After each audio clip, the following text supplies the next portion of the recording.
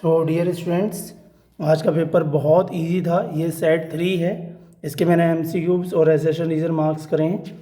इसका ये first page, then English side page को मैं व्यू करूँगा। ये आपका सेकंड पेज था। इसमें एल्यूमिनियम सल्फेट के लिए खरास लॉ यूज़ करना था आपको और लिमिटिंग मोलर कंडक्टिविटी कैलकुलेट करनी थी, जिसका ऑप्शन बी सही था। नेक्स्ट आपका सेकंड विटामिन सी के लिए था। थर्ड आपका रोजरमोंड रिडक्शन थी, इसके लिए कैटलिस्ट बताना था। फोर्थ में वेरिएबल मैक्सिमम ऑक्सीडेशन स्टेट कौन शो करता है, मैग्नीज। सी वाला ऑप्शन कैनिजारो रिएक्शन था, जिसमें ऑप्शन ए था। सिक्स वाले का ऑप्शन ए। सेवन्थ में आपको यहाँ पर बताना था एक्टिवेशन एनर्जी के लिए, तो के इज इक्वल शो था A e power minus E upon R T. Primary amine दे रखा था क्वेश्चन नंबर 8 में, ऑप्शन सी। 9 वाले का ए पार्ट। 10 वाले में ऑप्शन ए, जिसमें ब्रोमाइन वाटर वाले से आप आइडेंटिफाई कर सकते थे।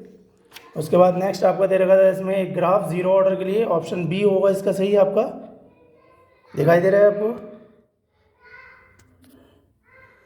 उसके बाद इसमें आपके एसेशन रीजन दे रखे हैं कुछ। क्वेश्चन नंबर 12 था, फिर फिनॉल से रिलेटेड था, ऑप्शन सी। 13 वाले में, 14 में ए, 15 में ए, 16 में सी।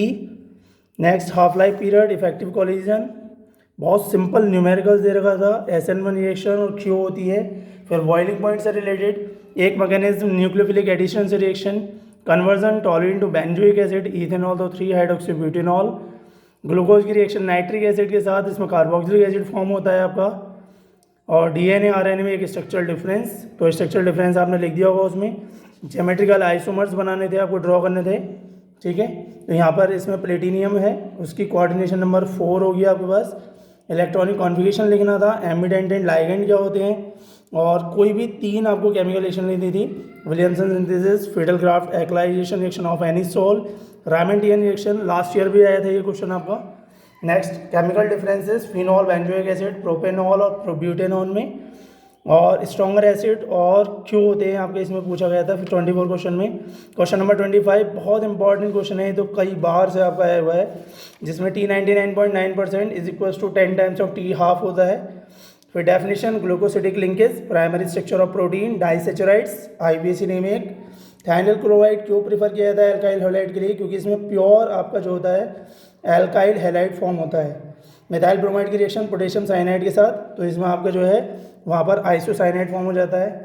आपका इसमें जो केस स्टडी है वो इलेक्ट्रोकेमिस्ट्री से था, मैंने सुबह भी इस चीज़ के बारे में बात करी थी। इलेक्ट्रोकेमिस्ट्री बहुत ईजी आपका इसमें आता है, इसके क्वेश्चन। सॉल्ट ब्रिज का फंक्शन था। इसके अलावा आपका गैल्वेनिक सेल इलेक्ट्रोलाइटिक बिहेव कैसे करता है, कब करता है। कॉपर सल्फेट सॉल्यूशन क्यों स्टोर किया जाता है जिंक के कंटेनर में, ठीक है, या किया जा सकता है या नहीं किया जा सकता। ऐसी एक केस स्टडी था आपका इसमें कोऑर्डिनेशन कंपाउंड से VVT से रिलेटेड, जिसमें आपको कोऑर्डिनेशन नंबर बताना था, IUPAC नेम लिखना था, ठीक है। और inner outer orbital complex, VVT के बेस पर शेप और हाइब्रिडाइजेशन पूछी गई थी, तो आप इसे बहुत ईजिली एक्सप्लेन कर सकते थे इसमें। नेक्स्ट क्वेश्चन आपका जो दे रखा है इसमें, वो आपका दे रखा है 5 मार्क्स वाले क्वेश्चन। एक अमाइड आया था इसमें, ये बच्चों ये अमाइड है, अमाइड की रिएक्शन आपने पढ़ी थी हाफमैन ब्रोमाइड डिग्रेडेशन रिएक्शन में, ठीक है। इसमें नाइट्रस एसिड के साथ रिएक्शन दे रखी है उसकी, जो कि अपने आप में एक नाइट्रस एसिड में रिएक्शन है, आपका ये एलिफेटिक कंपाउंड है।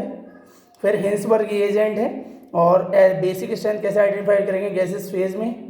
नीचे आपका क्वेश्चन जो दे रखा है वो डी ब्लॉक से दे रखा है। जिंक जो है उसे हम ट्रांजिशन एलिमेंट क्यों नहीं कहते, क्योंकि इसकी आउटर जो डी ऑर्बिटल होती हैं वो कंप्लीटली होती हैं, फिल्ड होती हैं।